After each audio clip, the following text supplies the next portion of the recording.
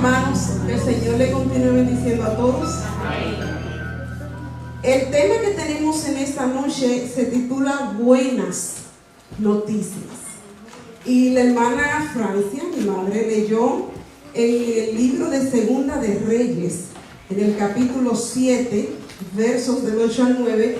Ahí vamos a estar basando la enseñanza para esta noche.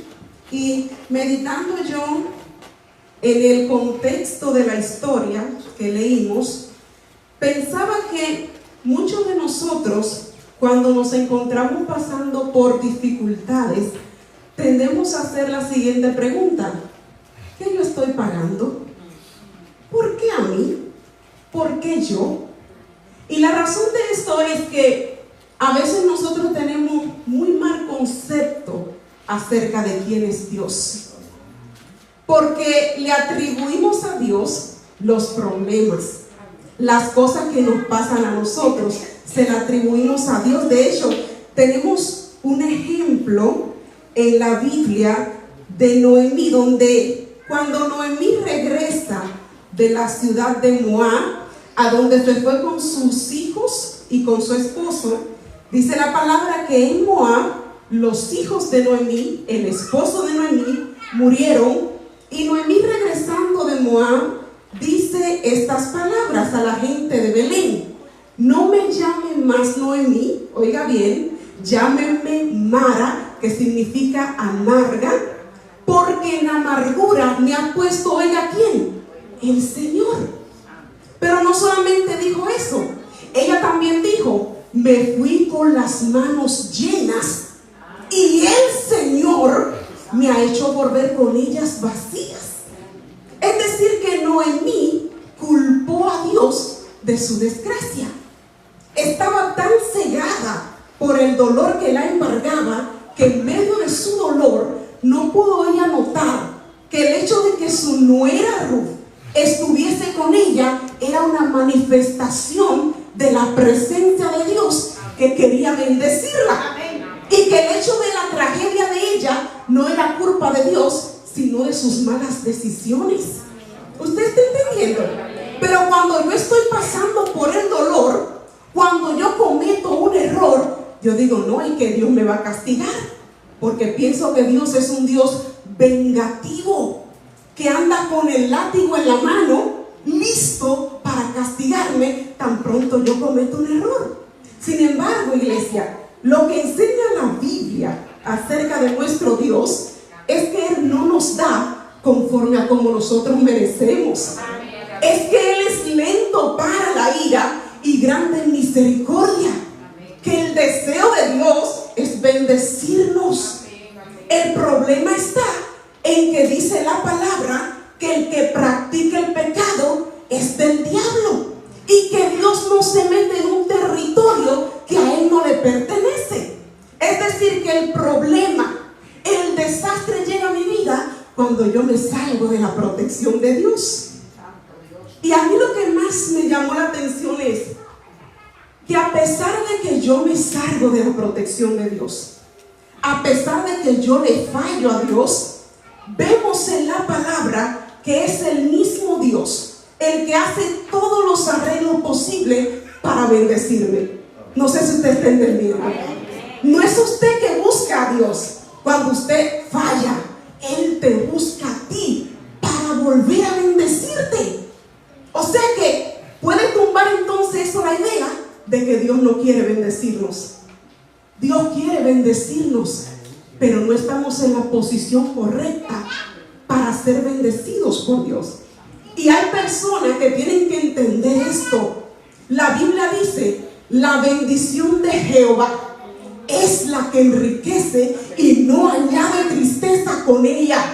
A veces yo no estoy en la posición para que Dios me bendiga, pero llegan bendiciones que pueden parecer que vienen de parte de Dios, pero vienen de parte del enemigo para acabar de destruirme. Porque hay personas que no están preparados para recibir una bendición, y cuando el enemigo lo sabe, te da lo que tú quieres recibir para dañarte. Y por eso es que hay personas que cuando reciben algo se salen del camino de Dios, se apartan de de Dios, porque la bendición no vino de Jehová, vino del enemigo para enredarte. Amén. Y ese es el contexto que tenemos en la enseñanza para hoy, porque dice la palabra, perdón que estoy un poquito agitada por el embarazo, pero dice la palabra que en este tiempo donde están estos 4 leprosos que traen buenas noticias, reinaba el rey Jorán. Jorán era el hijo de Acab y la malvada Jezabel, de quien todos conocemos la historia.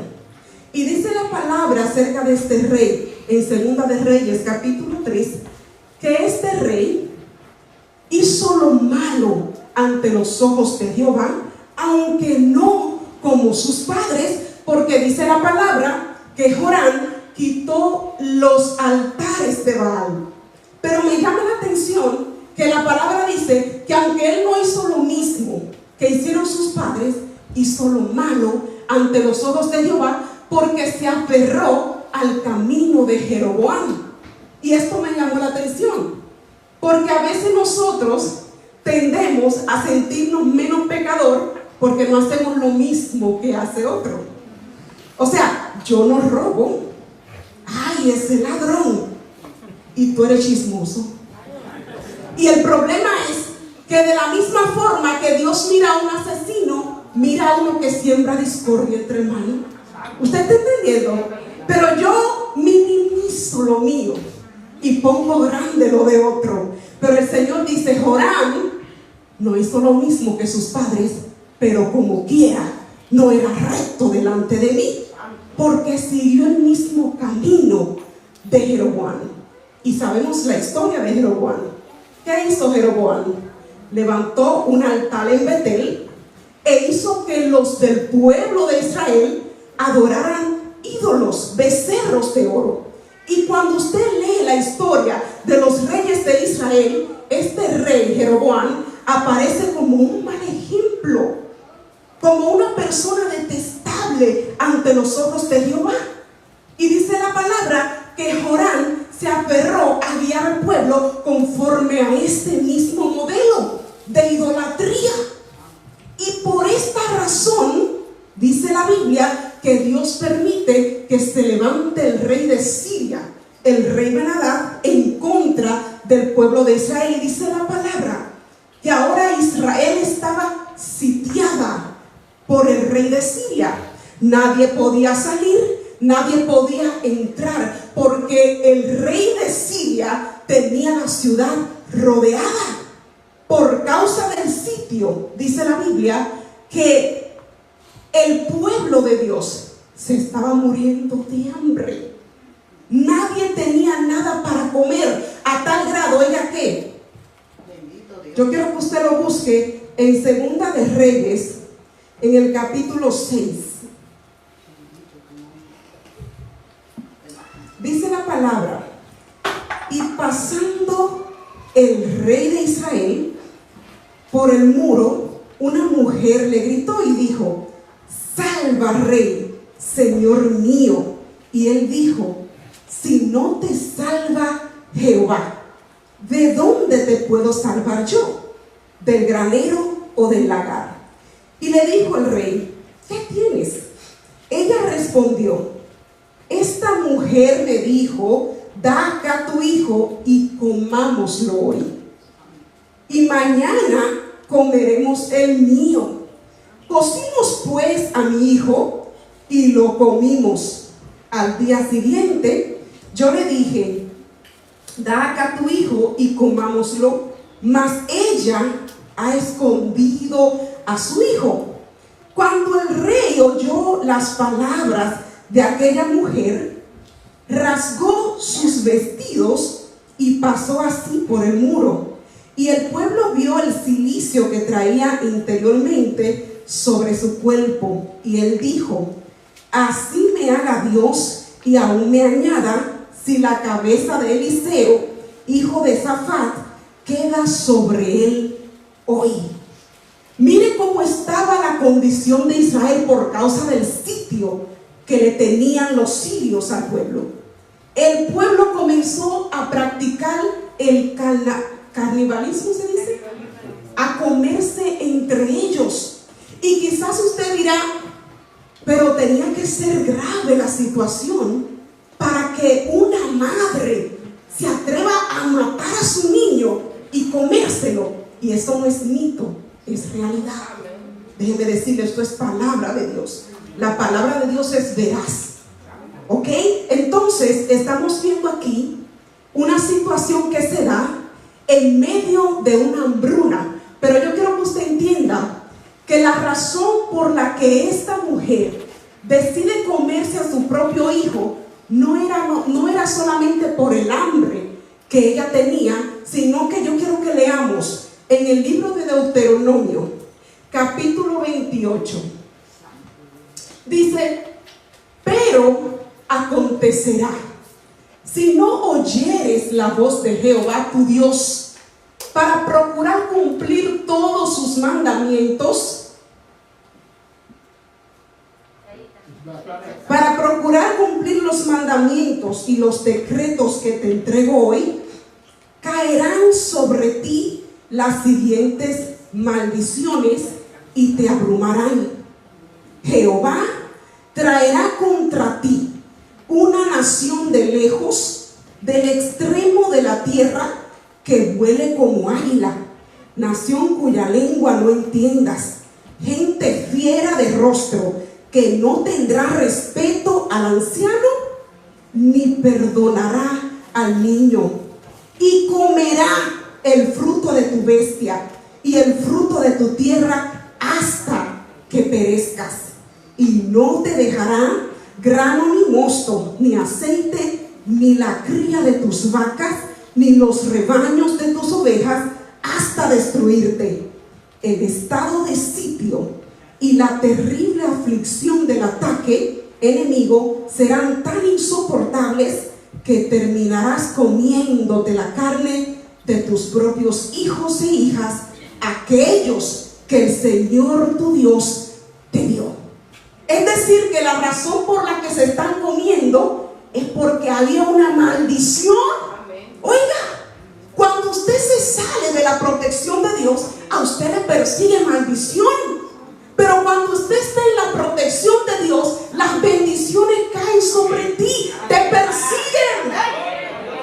O sea, estamos viendo aquí que el sitio primeramente es por causa de la desobediencia del pueblo.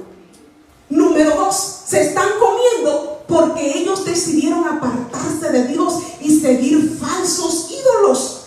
Pero qué fácil es para mí decir que lo que me está pasando es porque Dios me lo mandó, y no pensar en hacerme un examen a mí misma de que fui yo que desobedecí a Dios, de que fui yo que me alejé de Dios.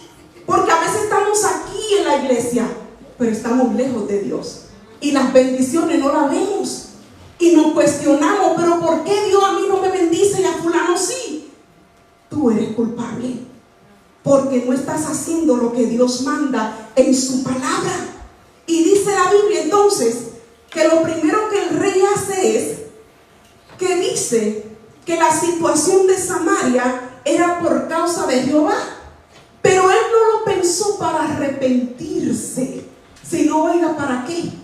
Para mandar a matar al profeta de Dios. ¿Qué representa el profeta? La palabra de Dios. Fíjate cómo en medio de tu aflicción, lo primero que Satanás procura matar es la palabra de Dios. ¿Por qué? Porque la palabra produce fe. La palabra me ilumina. La palabra me guía los pasos. La palabra me muestra el camino. La palabra me ayuda a obedecer a Dios. Por eso, en medio de mi aflicción, el diablo quiere quitarme la palabra. Yo no sé si tú estás entendiendo, pero la gente se desanima porque le falta palabra. Porque cuando usted se come la palabra, usted se fortalece, usted se enriquece, usted se acerca a Dios. Por eso el diablo no le interesa que usted lea la Biblia, que usted conozca la palabra de Dios.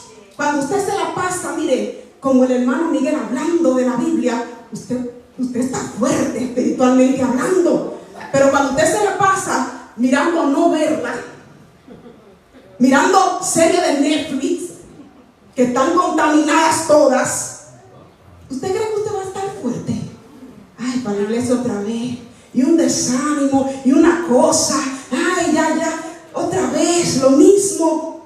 Palabra, iglesia, son estrategias de Satanás para apartarnos de nuestro Dios. Lo primero que dice el rey, hay que quitar la palabra. ¿Y usted cree que estaba hablando el rey? Estaba hablando el enemigo. Acuérdense que el pueblo estaba bajo maldición, estaba bajo el poder del enemigo por causa del pecado. Y ahora el rey dice, si quitamos la palabra, esto se termina. Porque eso es lo que el enemigo te va a decir siempre. Ya no vayas a la iglesia, ya no leas la Biblia. ¿Y por qué tú tanto oras? Nada cambia, todo sigue igual. Te quiere quitar el alma de guerra, aleluya. Y dice la palabra en Segunda de Reyes que cuando vienen a matar al profeta Eliseo, antes de que entrara el enviado del rey, Eliseo sabe, porque ya Dios le revela, y dice Eliseo, no me le abran la puerta. Cuando Eliseo entonces de parte de Dios se para y da la palabra, Eliseo dijo, oí palabra de Jehová. Estoy en el capítulo 7, verso 1. Mañana a estas horas valdrá el seah de flor de harina, un ciclo, y 2 seas de cebada, un ciclo, a la puerta de Samaria. Y un príncipe sobre cuyo brazo el rey se apoyaba, respondió al varón de Dios y dijo, si Jehová hiciese ahora ventanas en el cielo, ¿sería esto así? Y él dijo, he aquí, tú lo verás con tus ojos, mas no comerás de ello. Dice aquí la palabra entonces que a pesar de la actitud del rey, Dios da una palabra y Dios dice, la bendición que esperan, mañana la tendrán. Eso a mí me llamó la atención demasiado. Usted no se ha fijado que hay bendiciones que usted recibe y no es porque usted es bueno. Diga la verdad. Y usted dice, pero yo no me lo merecía. Porque de hecho, este es el mes que yo menos he orado. Y mira cómo Dios se luce conmigo. Mira cómo Dios me bendice. No se trata de ti, se trata de Él. Se trata de Él, aleluya. Oh, mi alma te alaba, Señor. Por eso es que usted le da la gloria. Porque usted dice que si fuera por mí yo estuviera muerto. Porque no merezco nada de Dios. Pero mira cómo el Señor, al que manda matar al profeta, le da una palabra y le dice, viene bendición, aleluya. Pero cuando escuchan la palabra de Dios, ¿cuál es la actitud? No lo creen. Y a nosotros nos pasa, hermanos, que lo que estamos pasando es tan difícil que no se parece a lo que Dios está profetizando. Y yo quiero como que lo que yo estoy viviendo se parezca a lo que Dios me está diciendo.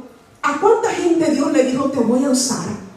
Pero dicen a mí, es que mira mi condición, es que mira mis limitaciones, porque siempre buscamos concordar una cosa con lo que dice la Biblia. Pero déjame decirte que esto, donde Dios se luce, es donde no hay absolutamente nada, como decía el hermano Miguel. Para que cuando venga la bendición, tú tengas que decir es que fue Jehová que lo hizo. Fue Jehová que proveyó. Porque si Él provee, cuando tú estás esperando de algo o de alguien, tú no le vas a dar la gloria a Dios. Dale la gloria cuando dice el hombre de confianza del rey. Es que eso está tan difícil de que suceda, tan imposible, que aun si Jehová abriera la ventana del cielo, no va a pasar. ¿Cuántas cosas hay en tu vida que parecen imposibles de pasar? Yo no sé si tú estás esperando que Dios convierta a alguien de tu familia. Yo no sé si tú estás orando por alguien y que tú dices que ese tipo es malo, esa mujer es mala. Mira, déjame decirte que al que tú le estás orando tiene la llave de ese corazón. Gloria a Dios.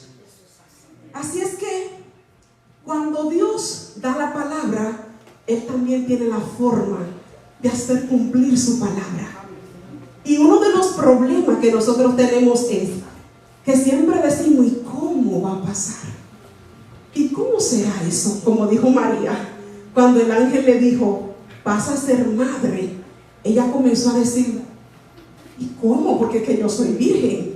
Como que no me concuerda, no le encuentro la salida a este problema que Dios me está diciendo que sí tiene una salida. Pero fíjate qué tremendo es Dios, que cuando Él te da una palabra, ya Él tiene la forma de hacer cumplir su palabra. Y dice la Biblia que a las afueras de la puerta de la ciudad habían 4 leprosos. Pero me llama la atención que dice la Biblia que lo primero que Dios hace es que hace ahuyentar al ejército de Siria, haciéndolos escuchar sonidos de guerra. Y eso a mí me llamó mucho la atención, porque si leemos la Biblia, casi en todos los pasajes de la Biblia, podemos ver cómo antes de Dios enviar a un humano, primero Él personalmente visita el lugar o a la persona. No sé si me están entendiendo. Tenemos ejemplo.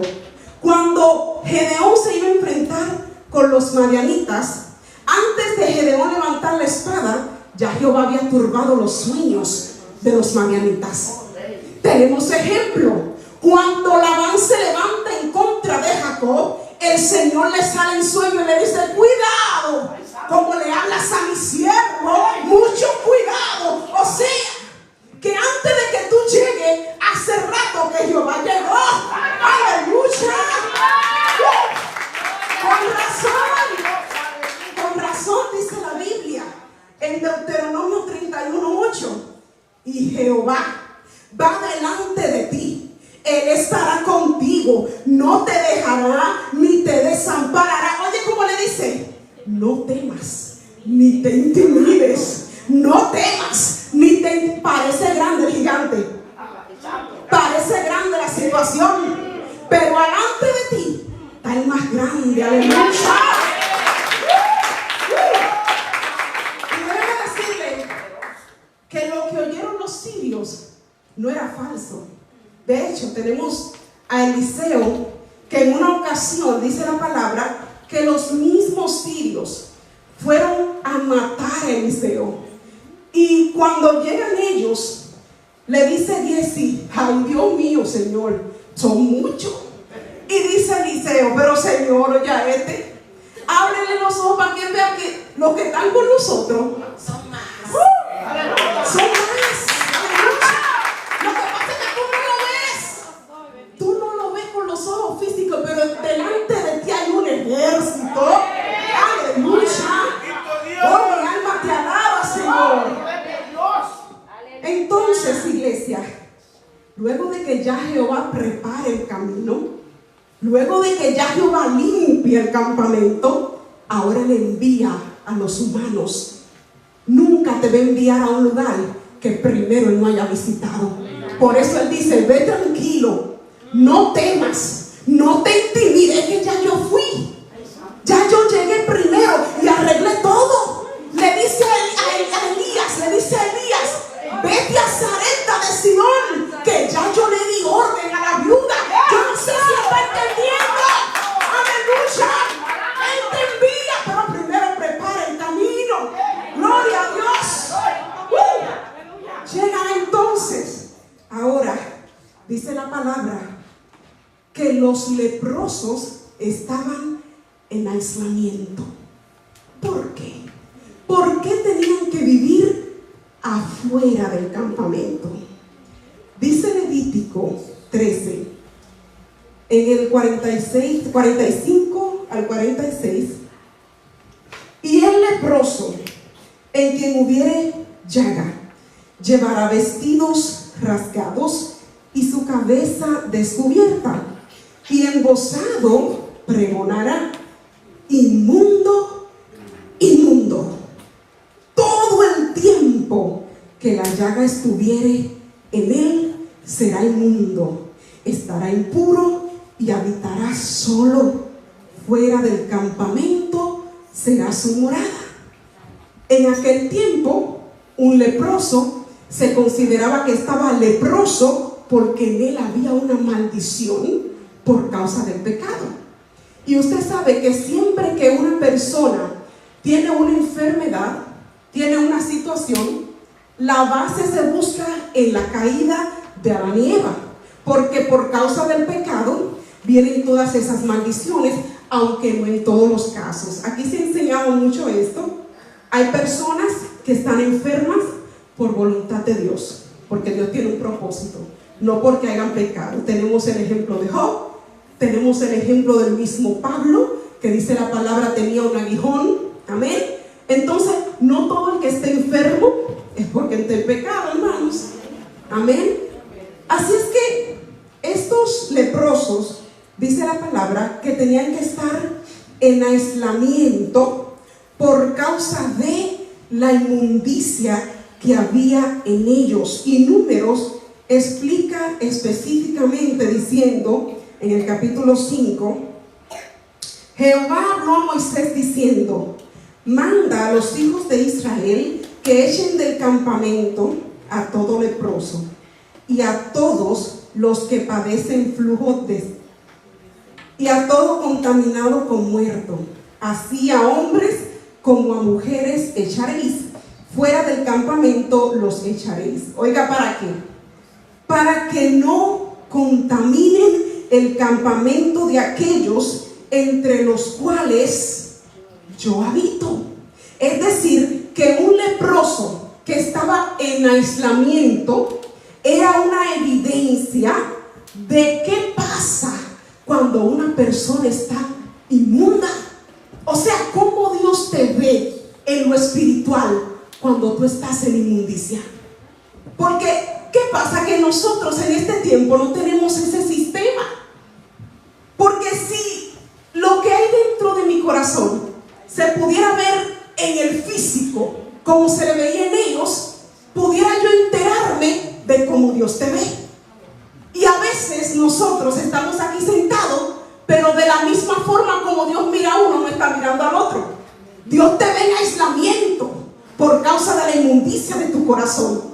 Y me llama la atención, iglesia, aleluya, que a pesar de que estos leprosos no tenían el derecho de estar en la presencia de Dios por causa de su inmundicia, Dios los usa a ellos. ¿No le llama la atención eso?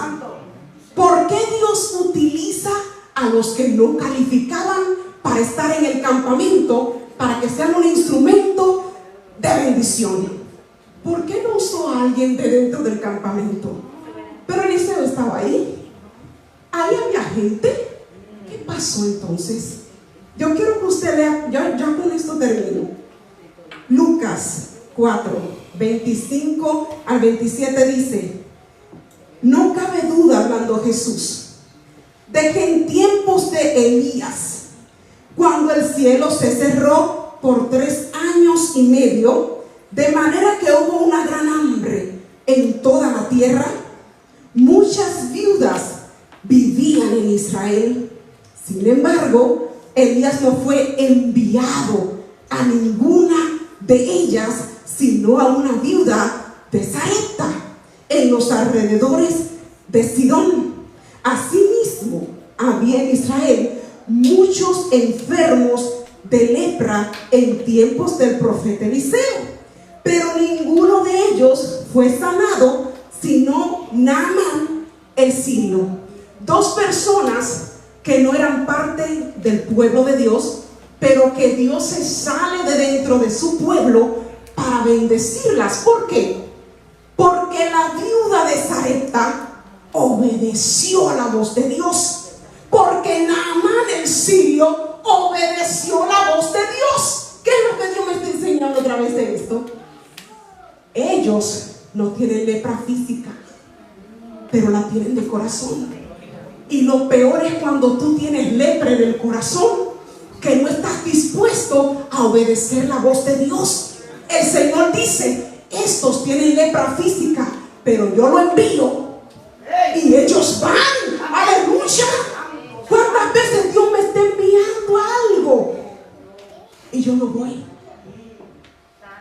estoy bien, yo me congrego, yo soy cristiano, yo soy de Dios, pero no obedezco la palabra de Dios. Y yo sé que aquí hay gente que tiene voz de Dios, aquí hay gente que tiene mandato de Dios y lo posterga después. Pero dice la palabra que estos leprosos salieron al mandato de Dios y se fueron al campamento de los sirios. Y dice la palabra que cuando llegaron allí, en el campamento, no había absolutamente nadie. Y comenzaron los leprosos a comer y a beber. Pero en un momento de disfrute, en un momento donde se sienten saciados, se acuerdan de que ese no era el propósito. Y yo quiero que tú sepas, iglesia, que el propósito de Dios no es que solamente nosotros aquí nos llenemos. El propósito de Dios, que de hecho veníamos hablando nosotros, de aquel enfermo endemoniado gadareno, solo a él en esa ciudad el Señor le hizo el milagro. Pero ese hombre luego fue de bendición para esa nación.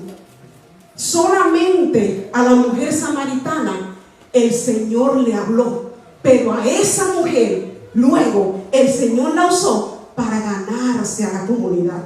Y hoy nosotros estamos aquí llenándonos de su palabra, llenándonos de Él, para que mañana salgamos y también le hablemos a otro de la grandeza de Dios. Déjame decirte, esos leprosos estaban esperando la muerte, pero en medio de la angustia, así mismo como dice la palabra acerca de la viuda de Sarepta, estaba esperando la muerte. Pero la obediencia, óigame, la obediencia a la voz de Dios trae bendición. Y cuando los leprosos deciden obedecer, fueron bendecidos ellos y fue bendecido el pueblo.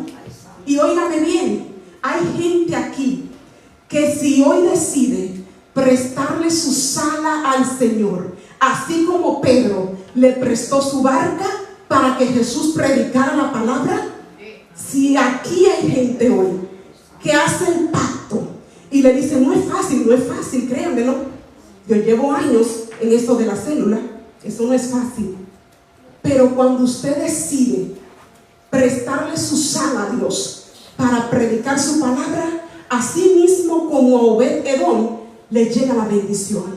Y esa es la palabra que el Señor trae para nosotros hoy.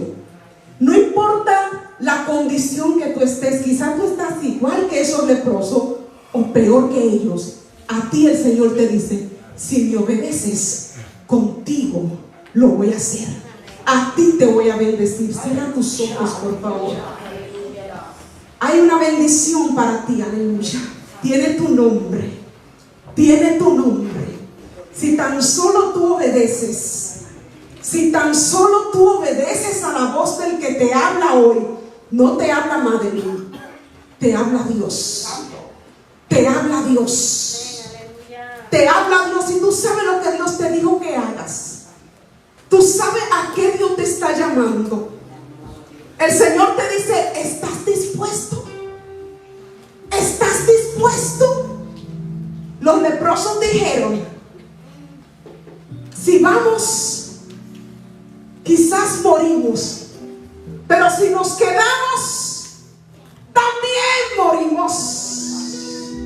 Mejor vayamos, aleluya. Y cuando llegaron, se encontraron con la gran noticia. Se levantaron de allí con un propósito de vida, porque antes no tenían propósito. Y es lo mismo que el Señor Jesús hizo contigo, hizo conmigo. Yo era ese leproso. No tenía propósito, mi vida no tenía sentido. Pero cuando el Señor puso en mí el propósito de salvación, me hizo entender que tiene razón la vida, aleluya. Que tiene sentido la vida. Que soy útil. Que soy un instrumento en la mano de Dios, aleluya. Ahora tengo una buena noticia.